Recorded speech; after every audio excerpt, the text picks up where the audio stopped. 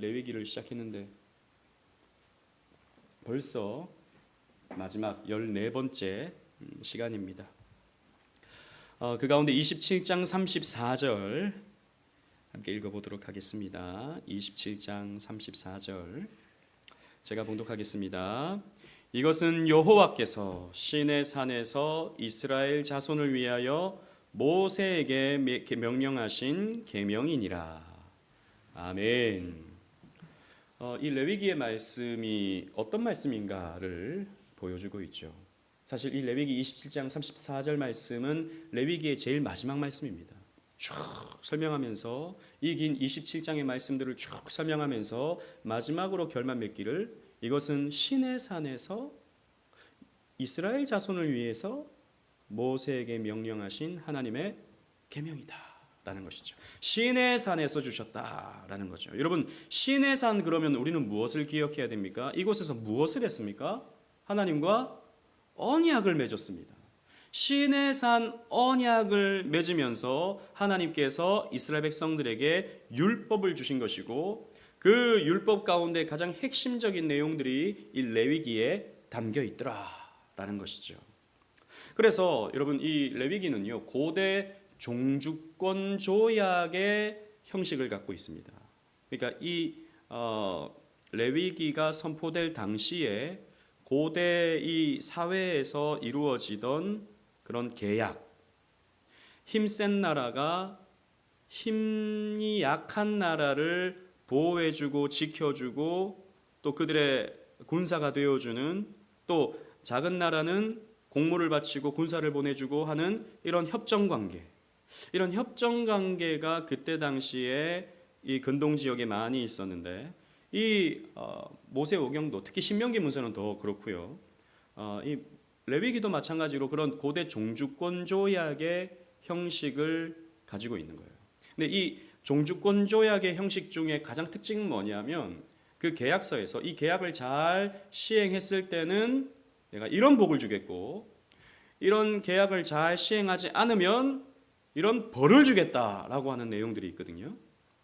오늘 우리가 살펴보는 내용들이 바로 그런 내용들입니다. 특히 26장은요 하나님이 이스라엘 백성들에게 약속하시는 것들에 대한 겁니다. 그러니까 약속이긴 한데 어떤 약속이냐면, 너희들이 이것들을 잘 지키면 내가 복을 주고, 너희들이 이것들을 잘 지키지 않으면 너희들을 저주하겠다라고 하는 내용이죠. 신명기 28장도 똑같죠. 신명기도 쭉 율법이 설명되다가 제일 마지막 부분인 27장부터 시작해서 28장에 가면 너희들이 이 말씀에 순종하면 복을 받지만 이 말씀에 순종하지 못하면 저주를 받는다라고 하는 내용이 있죠. 이 종주권 조약의 형식을 그대로 갖고 있는 겁니다. 그 약속이 바로 오늘 우리가 살펴보는 26장에 대한 내용입니다. 또 27장도 있죠. 27장은 또 이스라엘 백성들이 하나님께 하는 약속에 대한 내용입니다. 우리가 이렇게 살겠습니다, 우리가 이렇게 하겠습니다 라고 하는 서원과 관련된 내용들, 그런 내용들이 27장에 되고 있어요. 그래서 이 26장, 27장은 우리가 앞에서 본 것처럼 거룩한 약속들에 대한 내용을 담고 있다는 것이죠. 레위기는 전부 거룩입니다. 그 가운데 이제 거룩한 약속이 무엇인가 함께 살펴보도록 하겠습니다. 먼저 하나님이 하시는 약속이 어떤가 우리 함께 살펴보길 원하는데요. 1절, 2절, 26장 1절, 2절을 보면 하나님께서 다시 한번 율법을 요약해 주십니다. 율법을 요약해 주시는데 그 율법 두 가지를 말씀하세요. 뭐냐면 우상 숭배를 너희들은 절대 하면 안 된다라는 것이었습니다. 즉 하나님이 아닌 다른 신을 섬기는 것, 그리고 하나님을 형상으로 만들어서 섬기는 것, 이런 것에 대해서, 그러니까 금송아지 우상숭배와 같은 이 금송아지 우상숭배는 뭐 다른 신이라고 부르지 않았어요. 이가 우리를 애굽 땅에서 인도해낸 여호와다라고 말했어요. 그러니까 하나님을 만들어서, 형상으로 만들어서 인간이 고안해내서, 인간이 상상해내서 하나님은 영이신데 하나님이 이렇게 생겼겠지라고 생각하고 이렇게 만들어낸, 근데 만들어낸 게 결국에는 애굽의 신을 모방한 그런 형태가 돼버린 것이죠. 그러면 하나님 어떤 분이시죠? 하나님 어떤 분이십니까? 그렇죠, 영이시죠. 영이시기도 하고 성경에서 하나님은 이런 분이다라는 것을 설명해주고 있죠. 근데 우리가 그 교리를 모르면 그 교리를 배우지 않으면 우리는 하나님에 대해서 내가 마음대로 상상해서 하나님 이런 분일 것 같아, 하나님은 사랑이 많은 분일 것 같아, 그래서 사람을 지옥에 보내지 않고 그 모든 사람을 천국에 보내시는 그런 좋은 호호 하는 할아버지 같은 그런 하나님이실 것 같아 라고 말하는 거죠. 그게 바로 금송아지입니다. 그게 바로 금송아지. 혹은 하나님은 우리를 부자로 만들어주는, 내가 어려워도 내가 힘들어도 그 어떤 문제를 해결시켜주고 나를 부자로 만들어주고 건강하게 만들어주는 그런 능력이 있는 신인 것 같아. 어느 일정 부분은 맞죠. 그러나 언제나 우리를 건강하게 만들어줍니까? 언제나 우리를 부자로 만들어줍니까? 그렇지 않죠. 근데 그런 식으로 하나님을 설명해버리는 게 결국엔 금송아지 만들어버리는 겁니다. 그런 우상숭배 하지 마라, 하나님 말씀하고 있는 것이죠. 또 안식일 준수. 안식일 준수는 말 그대로 이제 또 하나님 앞에서 이스라엘 백성들이 어떻게 하나님을 섬길 것인가에 대한 내용이죠. 이걸 이제 1절, 2절에서 강조하고 있어요. 다른 율법보다도 이 두 가지를 강조하고 있어요. 이게 레위기에서 강조하는 두 계명이라고 할 수 있습니다. 1계명, 2계명, 그리고 4계명의 내용이죠. 그리고 이제 순종에 따르는 복에 대해서 설명을 합니다. 1절부터 시작해서 13절까지가 복에 대한 내용들이에요. 그래서 보시면 먼저 어떤 게 있냐면 비와 풍년을 주겠다라고 말씀하십니다. 즉 물질적인 복을 주겠다라고 약속하고 계셔요. 비라고 하는 것은 이스라엘 백성들이 농사를 지을 때 반드시 내려야 하는 것입니다. 비가 내리지 않으면 그 해 농사는 망하는 것이죠. 우리랑 반대죠. 이스라엘은 가을에 이른 비가 내리고 봄에 늦은 비가 내립니다. 여름에는 뭐 나무가 다 타 죽기 때문에 농작물이 다 타 죽기 때문에 농사를 지을 수가 없어요. 겨울에 비도 좀 간간히 오고, 그리고 또 겨울에 일교차가 심해지면서 이슬도 많이 맺히고, 그리고 간간히 비도 내리고 라고 하면서 이 겨울에 농사를 짓게 되는데, 어쨌든 비가 내리지 않으면, 이른 비가 내리지 않으면, 늦은 비가 내리지 않으면 농사 망하는 겁니다. 근데 하나님께서 너희들이 이 계명을 신실하게 잘 지키면 너희들에게 이 풍년의 복을 주겠다라고 말씀하십니다. 그래서 여러분 다시 말씀드리지만 우리가 넉넉하게 살아가는 것은 복입니다. 우리가, 여러분 예수 믿는 우리가 우리는 예수 믿는 우리가 좋은 것 먹고 좋은 집에 살고 이거는 다 이건 세상적인 거야. 우리는 가난해야 되고 우리는 좀 굶주려야 되고 막 그 밥도 요만큼만 먹어야 되고 그렇게 생각하는 사람들이 있어요. 목사님이 너무 살찌고 이렇게 너무 좋은 옷 입고, 이거 좋은 옷은 아닌데 그러면 좀 목사님 덕이 안 되는 것 같아. 좀 목사님이 좀 안 먹고 좀 옷도 좀 찢어진 거 이런 거 좀 입고 빵꾸도 좀 나고 그래야 우리 목사님 불쌍해. 그런데 경건한 모습은 저런 거지, 욕심도 없지. 이렇게 생각하는 게 어떻게 보면 좀 청렴해 보이고 경건해 보이고 그렇게 생각할 수 있는데, 그럼 그게 바로 여러분 로마 카톨릭적인 사고예요. 로마 카톨릭 금욕적인 삶을 통해서 의를 이룬다라고 본 게 카톨릭적인 사고예요. 개혁교회는 그렇게 생각하지 않았습니다. 성경을 보니까, 특히 이제 구약을 보니까 이런 넉넉한 삶이 하나님께서 주시는 복이더라라는 겁니다. 그렇다고 해서 그럼 가난은 저주인가? 꼭 그렇지만도 않다라고 하는 게 성경의 가르침이죠.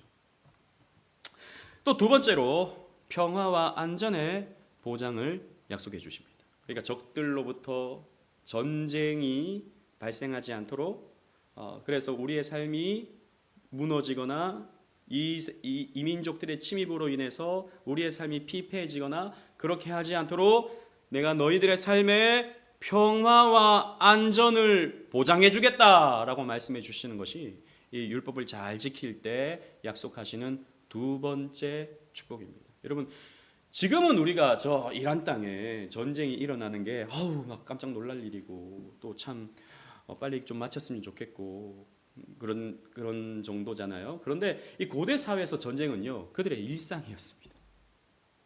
전쟁이 없는 날이 잘 없었던 거죠. 언제나 전쟁으로 누가 죽고 누가 피 흘리고 누가 부상당하고 내 가족이 차출당해가지고 또 전쟁에 참여하고 이런 일들이 있었던 것이죠. 그러니까 전쟁은 늘 사람을 불안하게 만드는 그 무엇이었습니다. 그것으로부터 너희들을 평안하게 만들어주겠다라고 하나님이 약속하시죠. 마찬가지입니다. 우리의 삶에도 평안이 있다는 것은요, 하나님이 주시는 복입니다. 여러분 한 주간 무엇 때문에 그렇게 고민하셨어요? 무엇 때문에 여러분 염려하시고 걱정하셨어요? 그런 게 있었을 겁니다. 여러분들의 평안을 깨는 그 무엇. 근데 여러분, 일한 사람들이 여러분들의 고민 생각하면 뭐라고 말할까요? 지금 일한 사람들이 아유, 배부른 걱정한다 이럴 거예요. 사실 그 정도는 아무것도 아니야. 물론 우리는 그것 때문에 참 답답하고 힘들고 참 그런데, 정말 하늘에 폭탄이 날아다니는 그런 데서 사는 사람들은요, 아유, 별것도 아니네, 우리 얘기 들으면 그렇게 말할 겁니다. 사실 우리는요, 평안을 누리고 있어요. 그런 부분에서 여러분들은요, 복받은 사람들입니다. 우리 기억해야 돼요. 그리고 세 번째로 공동체의 번영을 약속해 주십니다. 그러니까 자식을 잘 낳고 너희들의 수요가 많아지고 생육하고 번성하는, 그리고 자손들이 많아지는 그 공동체의 번영, 이것이 율법을 잘 지킬 때 하나님이 주시는 복이다라고 말씀하고 있어요. 우리 설권사님 복 받으셨잖아요. 지금 손주가 둘 생겼어. 생육하고 번성하고 있어요. 우리 이진영 집사님, 김용 목사님 지금 복을 받으셨잖아요. 그죠? 벌써 손주가 2명 됐어요. 또 앞으로 몇 년 더 지나면 모르겠어요. 3이 될 수도 있고 4이 될 수도 있고, 애국을 하면 5이 될 수도 있고. 왜 웃으세요? 물론 여러분 이게 번영입니다. 사실 여러분 우리 아이를 낳으면 힘들죠. 요즘 친구들 그렇게 많이들 생각하니까 아이 낳는 거 참 힘든 일이고, 혹시라도 아이가 아프면 참 너무 괴롭고 그렇긴 하지만요, 그 아이를 딱 볼 때, 그 아이를 기를 때, 그 아이를 자라는 것을 보면서 내가 역할을 할 때, 그것으로 얻는 기쁨과 영광은요, 말로 표현할 수 없는 거죠. 힘들어요. 엄청 힘들어요. 그러나 엄청 영광스럽죠. 우리 유아만 봐도 힘들어요. 지금 또 나왔어. 지금 뭘 소리를 지르려고. 그러나 저렇게 아장아장 걷는 것만 봐도 너무 감사하죠. 저는 복을 받아가지고 세 자녀, 다자녀가 돼가지고 나라에서도 가스비도 깎아주고 전기세도 깎아주고 복을 받은 거죠. 저는 저렇게 사랑스러운 또 자녀가 있다는 것이 저로서는 참으로 감사한 일입니다. 공동체의 번영, 또 이것도 이스라엘 회중의 번성이잖아요. 어떻게 보면 우리 시대로 치면 교회의 부흥이라고 또 할 수 있습니다. 구약 교회가 부흥하는 것이고, 우리는 지금 신약 교회가 부흥하는 거죠. 교회가 성장하는 것은요, 복입니다. 물론 성장하지 않는다고 해서 저주받은 교회야, 그렇게 우리 말해서는 안 돼요. 하지만 교회가 건강하게 성장해 나가는 것은요, 하나님이 주시는 복이 있어요. 그리고 성장하지 않는 것은요, 한번 생각해 봐야 돼요. 우리는 왜 교회가 성장하지 않는가? 시대 핑계대고 요즘 핑계대고 이거 핑계대지 말고, 우리는 지금 복음의 본질에 와닿았는가 생각해 볼 필요가 있는 거예요.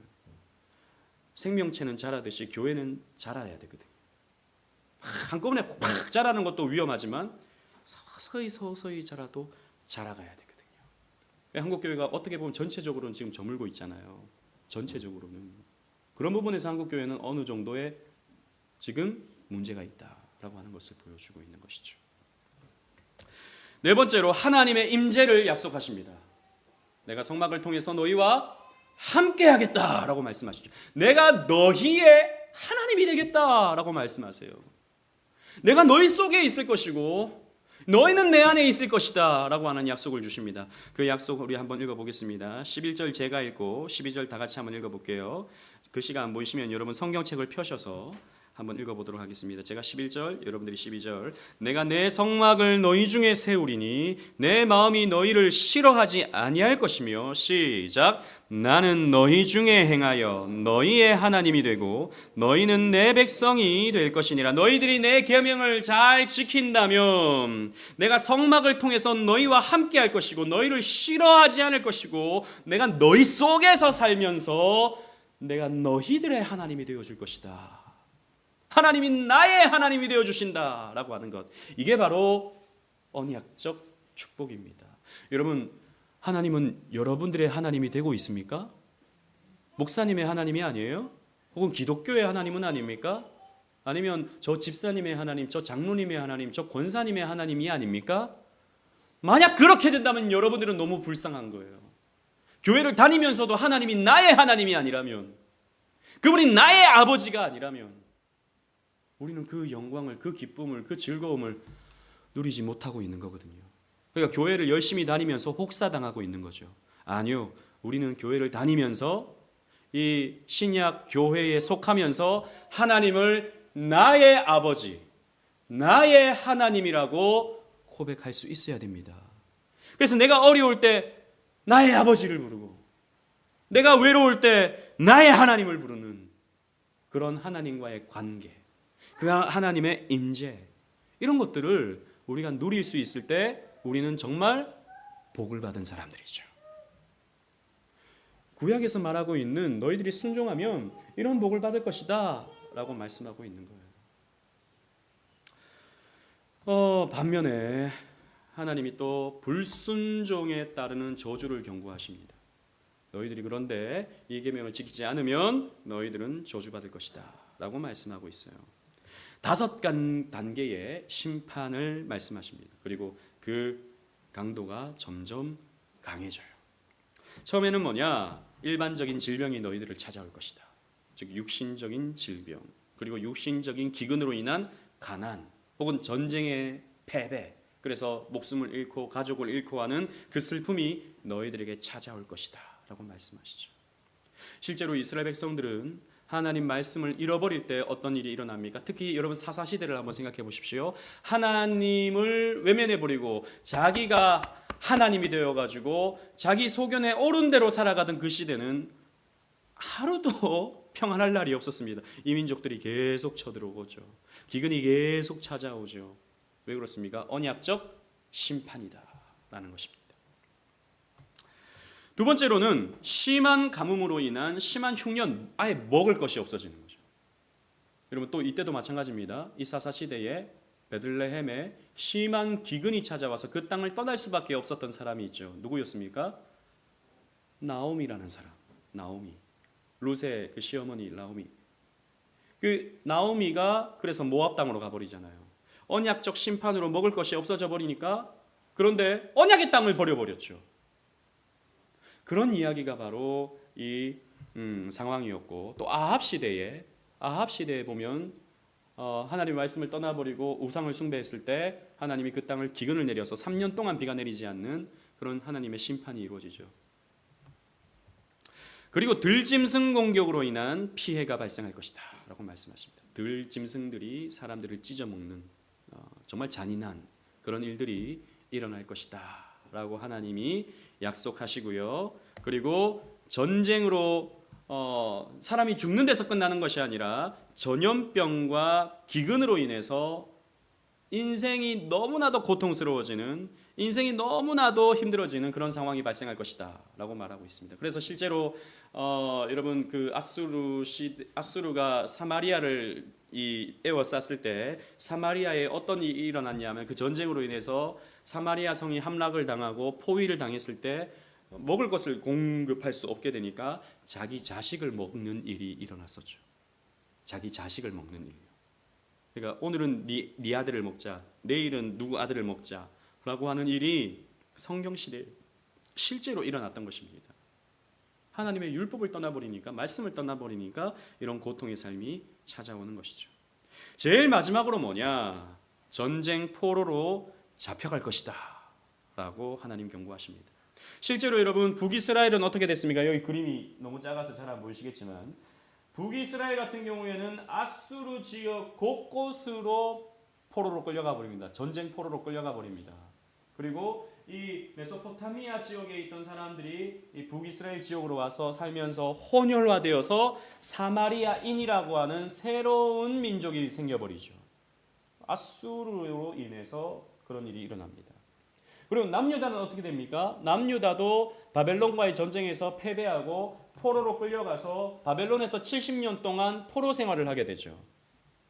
그냥 갑자기 일어난 일이 아닙니다. 어쩌다 보니까 그렇게 된 것도 아닙니다. 바벨론이 정책적으로 우리가 정치학적으로 보면 바벨론화 시키려고 데려갔다라고도 볼 수 있겠지만 궁극적으로는 그들이 하나님의 율법을 버려버렸기 때문에 하나님이 언약적 심판을 내리셔서 그들은 포로로 끌려간 거예요. 여러분 그 남유다 말기에 이 유다의 죄를 보십시오. 므낫세가 우상을 다 가지고 와가지고 자기 자식을 제물로 바쳐버리는 그런 일이 일어나지 않습니까? 자기의 성공을 위해서, 자기의 왕권을 위해서 자기 자식까지도 몰렉이라는 신에게 바쳐버리는 거예요. 그게 죄였습니다. 그 이후에 여호야긴 그리고 시드기야까지 계속해서 하나님을 떠나는 삶을 사니까 하나님이 그들을 포로로 잡혀가게 했습니다. 레위기 언약의 성취입니다. 레위기 언약의 성취예요.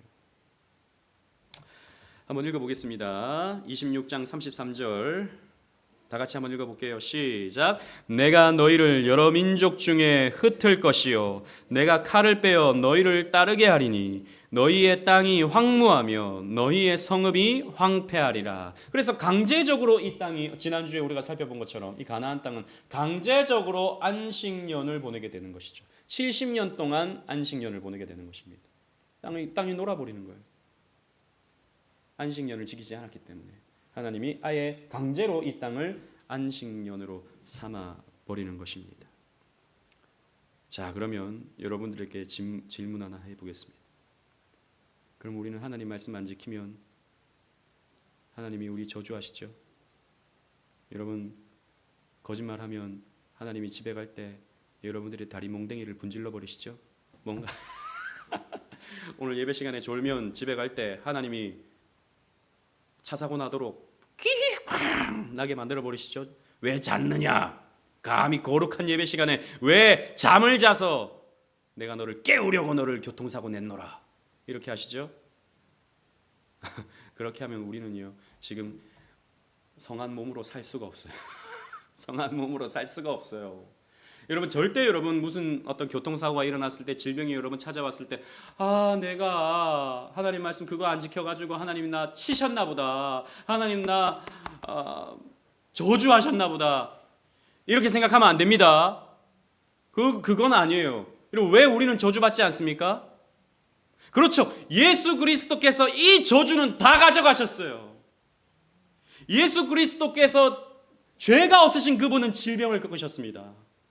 그분께서는요 기근을 겪으셨어요. 40일 동안 줄이셨다고요.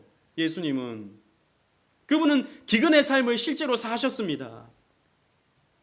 전쟁에서 마귀와의 전쟁에서 승리하셨지만 그러나 십자가에 달리셔서 죽으셨죠. 그게 정치적으로는 패배하신 거잖아요. 다른 원수들로부터 공격당하셨습니다. 친구로부터 배신당하셨어요. 예수님은 빌라도에게 포로로 잡혀가셔서 죄인의 모습으로 십자가에 달려 죽으셨고 지옥 고통까지 당하셨습니다. 그렇잖아요. 왜 그러셨죠? 우리의 저주를 가져가시기 위해서.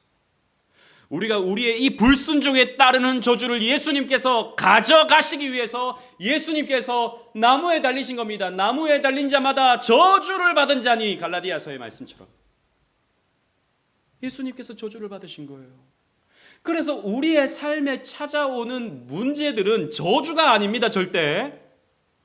우리의 삶에 찾아오는 질병과 사고와 여러 가지 어려움들은 저주로서 찾아오는 게 아니라 교훈으로서 찾아오는 거예요. 나를 성장하게 만드는, 나를 성숙하게 만드는, 나를 깨우치게 만드는, 그래서 복의 길로 나아가도록 만드는 축복의 다른 단면으로서 우리에게 그런 문제들이 일어나는 것입니다. 이걸 우리는 믿는 거예요. 그래서 우리에게는 다시 저주가 없다라는 것이죠.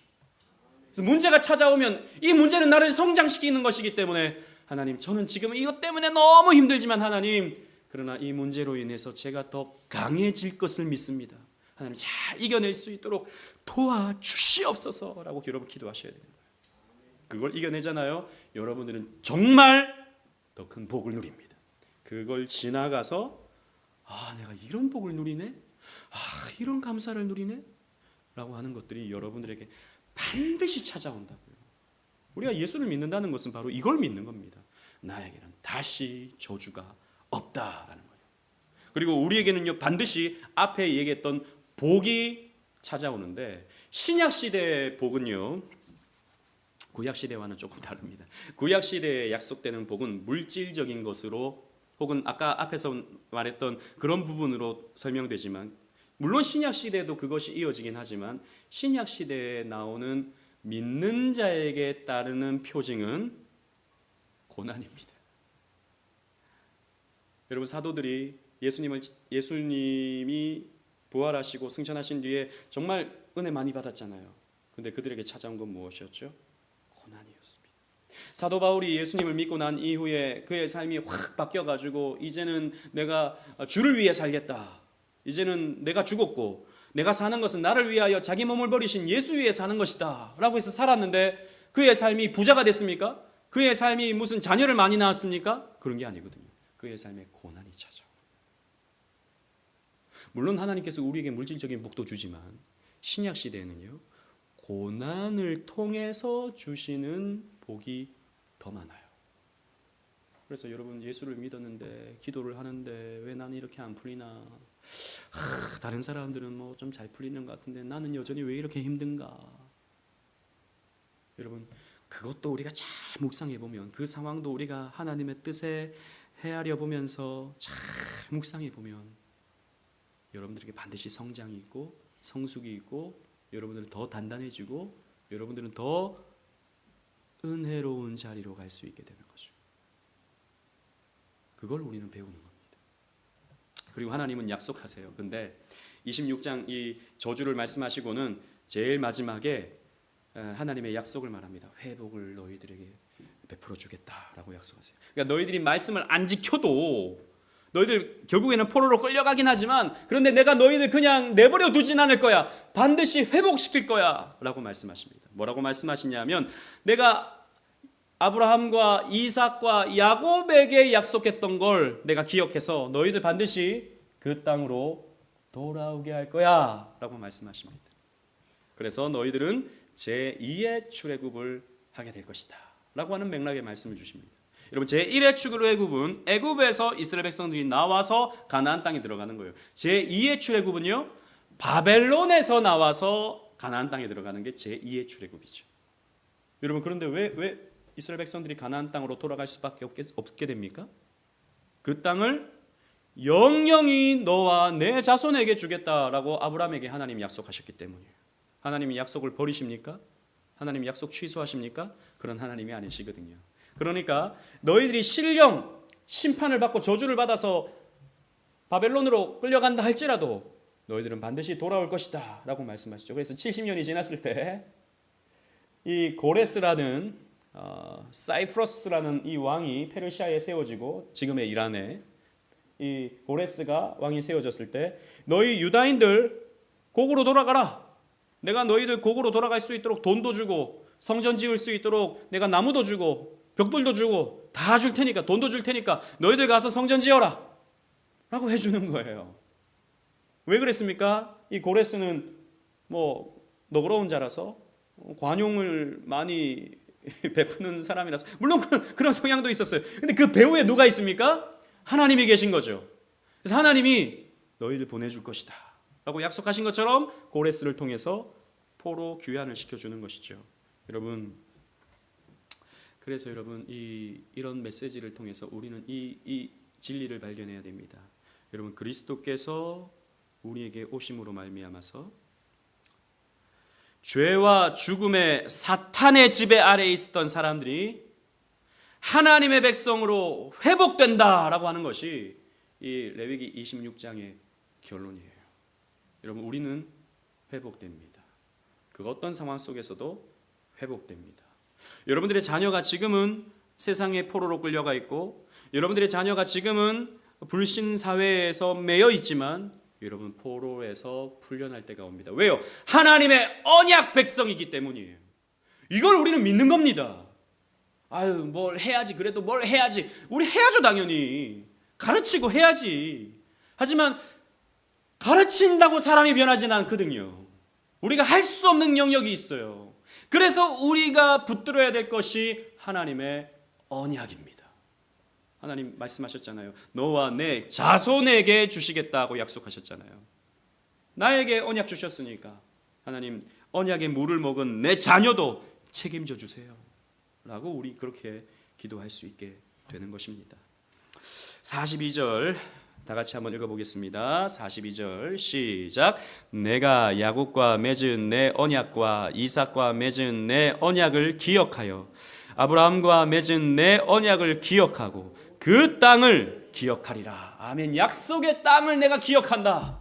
내 백성들은 내가 반드시 책임지고 돌아오게 할 것이다 라고 약속하십니다. 이 약속을 믿으십시오. 그리고 이제 사람이 하나님께 하는 약속을 살펴보겠습니다. 사람이 하나님께 하는 약속. 여러분 27장에 하나님께 하는 약속 가운데 왜 약속을 해야 하냐면 이스라엘 백성들의 삶의 중심은 하나님이 계시고 그 하나님께 예배하는 것이 그들의 삶의 중심이고 그 예배하는 처소로서 성막이 존재하는 겁니다. 그래서 성막은요 하나님과 백성들이 교제하는 장소인데 근데 문제는 이 교제하는 장소를 유지하기 위해서는 많은 비용이 발생하더라라는 것입니다. 그러니까 하나님의 백성과 만나시는데 그 장소 유지를 위해서 하나님이 모든 것을 다 주시기는 하시는데 그 주신 것을 되돌려 받는 형식으로서 하나님이 당신의 언약 백성과 교제하세요. 무슨 말이냐면 성막을 유지하기 위해서는 성막에서 일하는 레위인들이 필요합니다. 레위인들은 뭐 먹고 삽니까? 레위인들은 뭐 먹고 살아요? 다른 12지파의 11조로 먹고 삽니다. 12지파가 한 지파씩 11조를 바치면 그걸로 사실 이 12지파의 11조가 레위인이잖아요. 인구로서 11조가 레위인이거든요. 그러니까 12지파니까 12명의 레위인이 있어야 돼요. 그런 의미입니다. 그러니까 원래는 첫째 아들은 다 하나님 거거든요. 근데 하나님 거라서 뭐 죽여야 됩니까? 그러면 이 아이를 바칩니다. 그럼 죽여야 됩니까? 그게 아니고 똑같이 사는데 그 아이의 목만큼 레위인을 섬겨야 돼요. 이게 이스라엘의 법칙이었습니다. 아무튼 레위인의 생활비는 일반 다른 지파의 11조를 통해서 레위인이 살아가는 거예요. 밥 먹고 사는 겁니다. 자식 학교도 보내고 집도 구하고 사는 거죠. 그리고 건물 유지비, 여러분 이 성막이 유지되기 위해서는 여러분 여기 금도 있고요, 뭐 가죽들도 있고요, 뭐 여러 가지 필요한 뭐 나무도 있고요. 이런 거 어디서 나옵니까? 결국은 돈 주고 사야 되면 누군가가 이걸 해 오면 그걸 돈을 지불하고 유지해, 이거 낡아 버리는 거잖아요. 계속 들고 옮겨야 되는 거니까 시간이 지나면 부러지기도 하고 시간이 지나면 이게 낡아가지고 헤어지기도 하고 이런 일들이 발생하는 거죠. 그때마다 이 건물을 유지할 수 있는 유지비가 필요합니다. 그리고 이제 하나님께 이 제물을 바칠 때 바치는 제물이 항상 필요하죠. 이거 어디서 나옵니까? 백성들이 내야 되는 거예요. 이런 것을 위해서 헌금과 세금을 바치는 거예요. 이게 언약 백성들이 하나님께 해야 할 약속이었습니다. 자발적 헌금이 있어요. 그래서 은혜 받으면 이런 거죠. 하나님, 내가 내 몸을 주께 드립니다. 여러분 그런 거 해보셨습니까? 옛날 저기 학생 때 내 몸을 주께 바칩니다. 주님 뜻대로 사용하여 주옵소서. 이런 거 안 해보셨어요? 저 이제 고등학교 때 그때 부흥이라고 하는 찬양 집회가 있었어요. 이 땅의 황무함을 보소서 하면서 그때 한국 교회에 아주 찬양 사역자들이 함께 막 한국 교회 부흥을 위해서 막 집회하고 막 그랬거든요. 그때 이제 그 노래를 만든 고영원이라는 그분이 이렇게 이야기하더라고요. 막 기도의 시간에 여러분 이제 앞으로 통일이 될 것 같은데 북한에 가면 어린이들에게 복음을 가르쳐야 될 사람들이 필요합니다. 유치원 교사가 필요해요. 여러분 이 자리에서 앞으로 통일되면 유치원 교사로 갈 사람들 자리에서 일어나십시오 그러더라고요. 내 친구가 벌떡 일어나는 거예요. 제가 일어났을까요? 안 일어났을까요? 안 일어났어요. 왜냐하면 괜히 함부로 서원하면 안 된다는. 그러니까 서원해 놓고 안 가면 그거 정말 불의한 거잖아요. 서원 안 했는데 가면 그래도 기특한 건데 했는데 안 가면 이거 안 되는 거잖아요. 그래가지고 저는 그때 안 했죠. 저는 그 전까지도 제가 목사는 되고 싶었지만 제가 목사가 되겠습니다라고 이렇게 서원을 안 했어요. 함부로 했다가 못하면 안 되니까. 그러다가 이제 나중에 대학 졸업할 시기쯤이 되면서 서원을 했죠.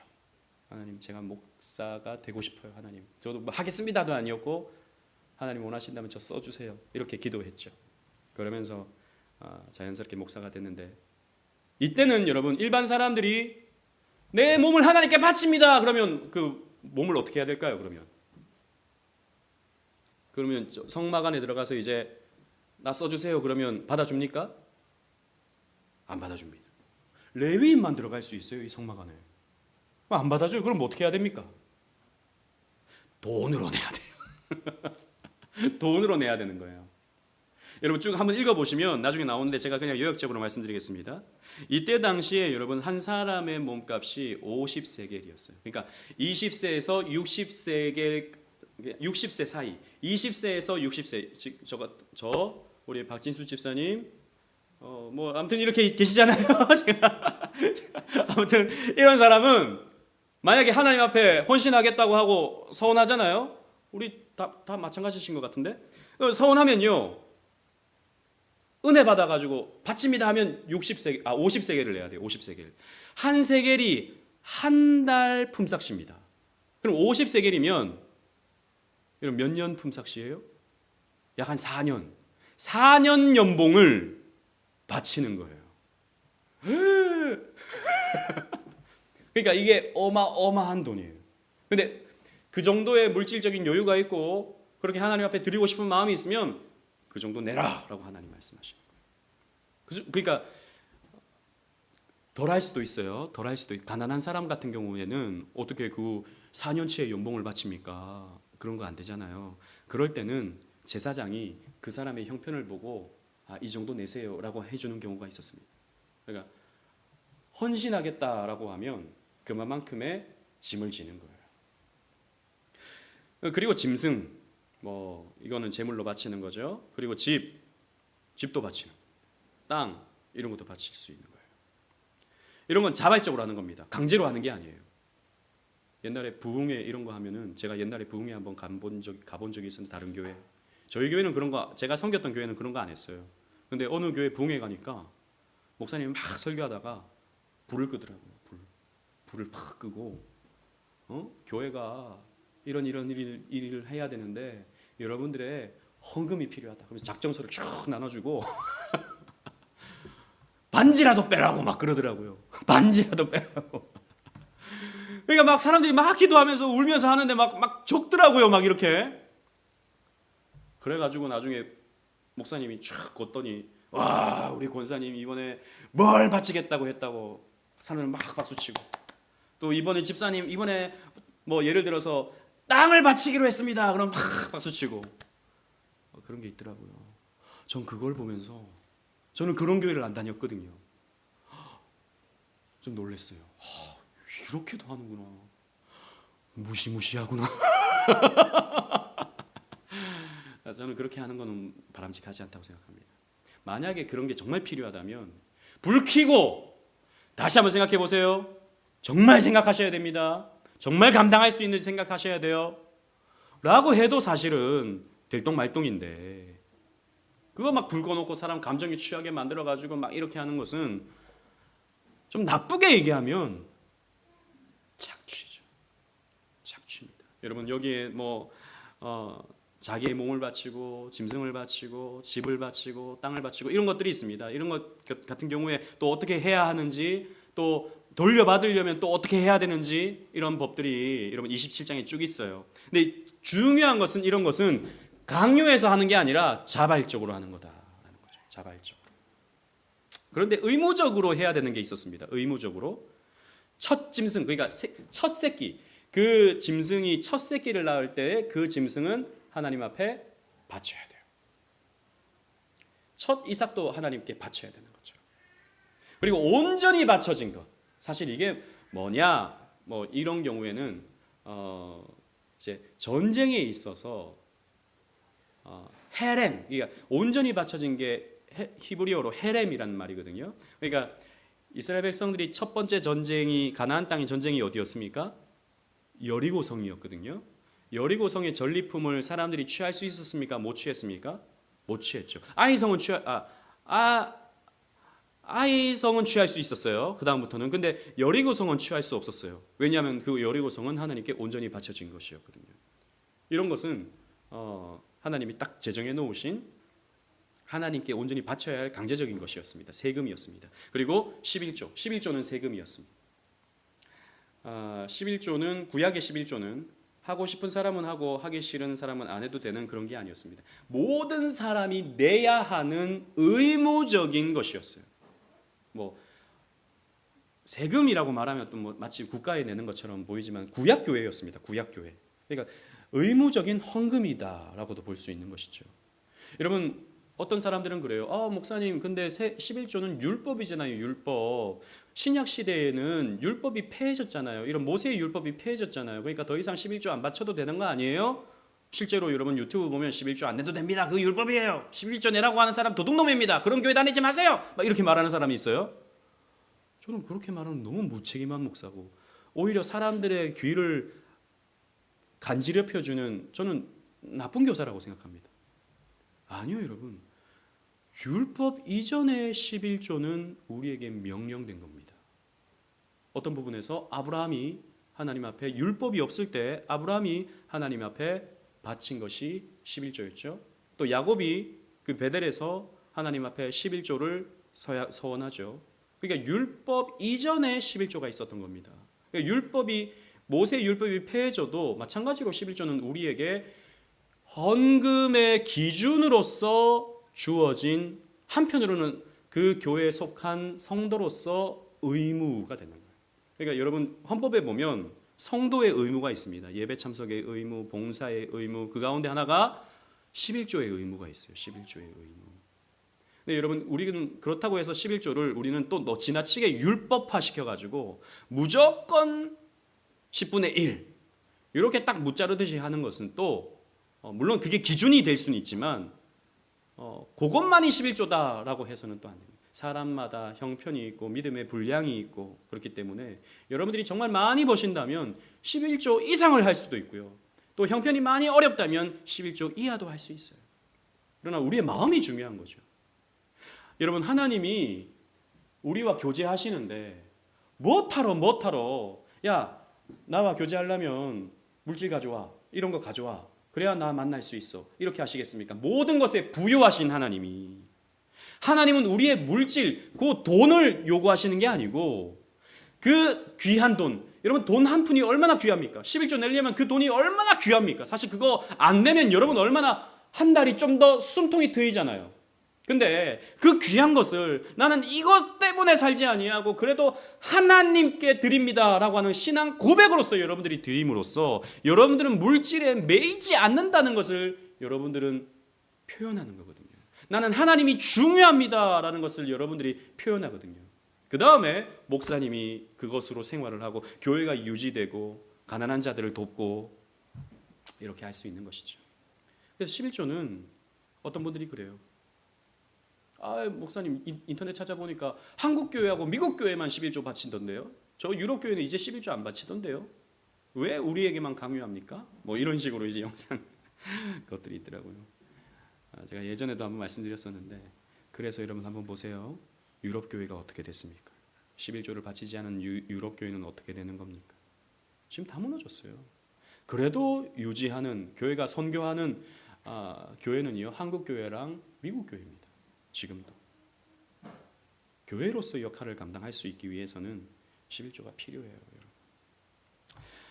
아무튼 이런 것들이 있고요. 그 다음에 구체적으로 이제 또 좀 다시 복습을 하자면 사람을 바치겠다는 그런 서원이 27장 1절로 8절에 있어요. 그래서 성전에서 하나님을 섬긴다라는 의미로서 자신의 몸값에 해당하는 돈을 헌금하는 겁니다.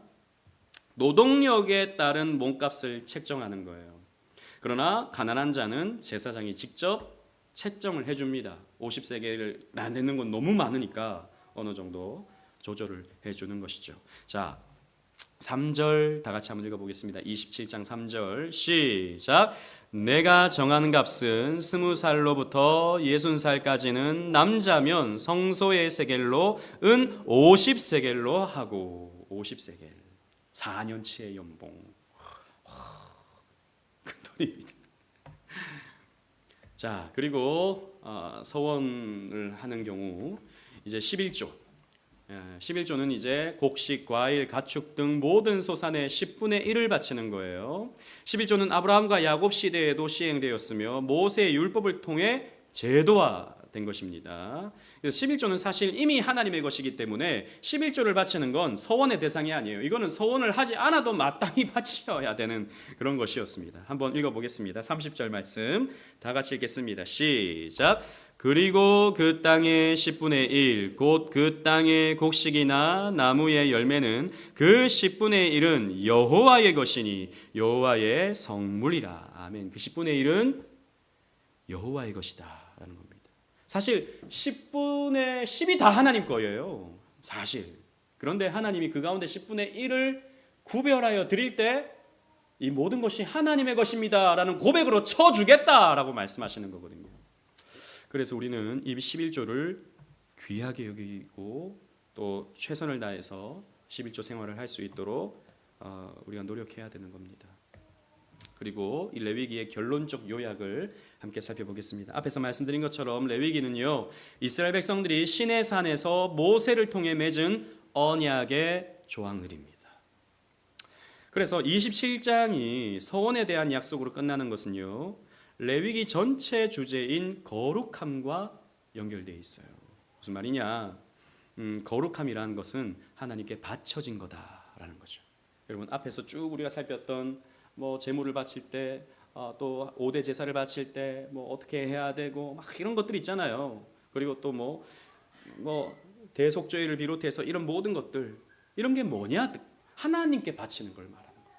하나님께 바치는 게 곧 거룩합니다. 하나님께 바쳐야 되는 것들은 거룩한 걸 바쳐야 된다라고 하는 것을 말하고 있죠. 그래서 하나님께 바쳐지는 장소가 어디냐? 바로 성소다. 하나님께 바쳐진 사람은 누구냐? 제사장이다. 하나님께 바쳐지는 짐승은 뭐냐? 제물이다. 하나님께 바쳐지는 시간은 뭐냐? 안식일이다 라는 것입니다. 그래서 내가 하나님께 이렇게 바치겠습니다 라고 서원하는 것으로 레위기는 끝이 납니다. 그래서 여러분, 서원이라고 하는 것은 우리 신앙생활에 너무 중요한 거예요. 사실 제가 앞에서 말씀드린 것처럼 우리는 서원을 함부로 하면 안 돼요. 우리 웨스트민스터 신앙고백서에도 보면 서원에 대한 내용들이 쭉 나오는데 서원을 함부로 하면 안 돼요. 함부로 여러분. 그래서 저는 처음에 개척할 때 그런 마음을 했습니다. 그런 마음을 가졌어요.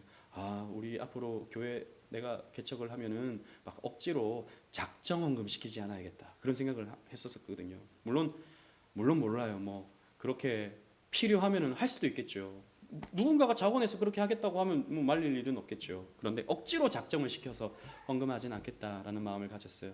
근데 서원을 함부로 하는 것도 문제지만은 서원을 아예 하지 않는 것도 문제입니다. 서원을 아예 하지 않는 것도 문제예요. 왜냐하면 성경에 보면 서원을 통해서 하나님의 언약을 이루는 그런 내용들이 많이 있기 때문입니다. 즉 약속을 하는 거예요. 약속. 서원이라는 말이 뭐 어려운 게 아니라 하나님과 약속하는 거예요. 예를 들자면 우리 올해 이제 초에 성경 읽기로 우리 약속했잖아요, 그죠? 목사님하고 약속했잖아요. 혹은 개인에게 약속했죠. 나 올해 반드시 성경 읽어야지. 근데 하나님과 약속했습니까? 하나님과 약속했어요?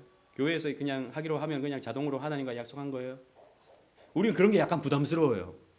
괜히 하나님 반드시 이번에 성경 반드시 읽겠습니다 하면 못 읽으면 너 일로 와, 너 한 대 맞자 이럴까 봐 무서워서 그런 서원을 못 하는 거예요. 근데 사실 우리가 좀 무서워야 되거든요. 좀 무서워야 돼요. 반드시 지켜야지라는 마음을 가지고 내가 성경도 읽고 봉사도 하고 하는 게 필요한 거거든요. 우리 교회의 정교인이 되려면 우리는 서약을 합니다. 그죠? 그 서약이 뭐죠? 하나님과 약속하는 거거든요. 또 우리 세례 받을 때 하나님과 약속을 하는 거거든요. 이런 것들 우리는 가볍게 여기지 말고 최선을 다해서 그것을 지키려고 노력하는 모습이 우리에게 있다면, 설령 부족해서 좀 못한 것에 대해서는 하나님이 너 이거 못했구나, 내가 너의 소중한 것을 뺏어가며, 그렇게 하지 않는다는 겁니다. 하나님 앞에서 원하는 것을 우리는 너무 지나치게 두려워해서 아예 하지 않는 것, 그것이 오히려 문제가 될 수 있다.